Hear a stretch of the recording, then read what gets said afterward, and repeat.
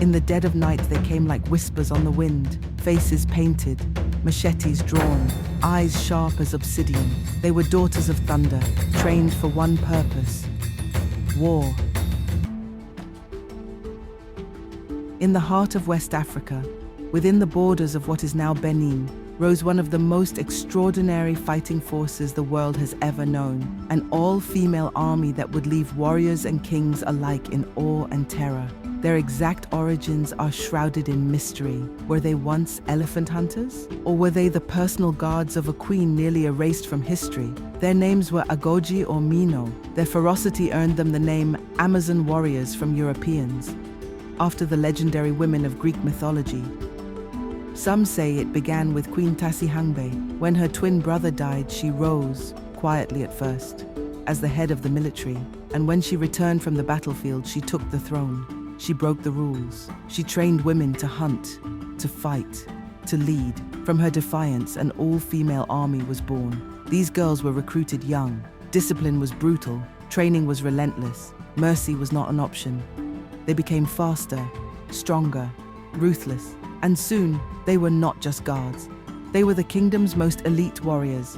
Under King Gezo, the Agojie were fully integrated into Dahomey's military, and one woman rose above the rest: Queen Hangbe. In 1851, she led 6,000 women in a bold assault on the fortress of Abeokuta. They stormed the walls, took captives, and when the Egba leader refused to acknowledge her because she was a woman, she beheaded him. Win or die, that was their motto. But their legacy is not without darkness. Dahomey thrived on the slave trade, and these warriors played their part in that heinous history. There was a season for farming, and a season for war. And war meant captives, fuel for a cruel economy. This was the double-edged sword of empire. The decline of the Agojie began with devastating losses, most notably in the Egba-Dahomey War, where a bold offensive against the Egba kingdom cost them countless warriors. Their downfall accelerated after the French colonized Dahomey in 1894. Threatened by the Agojie's influence, the French systematically dismantled the unit, forcing many into exile, imprisoning others, and conscripting some into colonial forces. While a few faded into society through marriage and family, others chose solitude, living in secrecy. Determined to erase their legacy, the French destroyed artifacts, suppressed oral histories, and silenced the stories that once celebrated the Agojie's fierce resistance.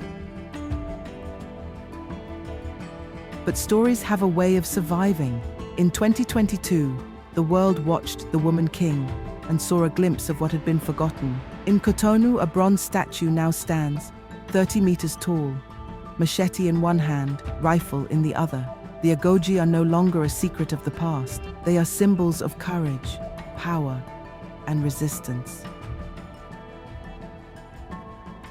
The Agojie shattered the lie that war was a man's domain.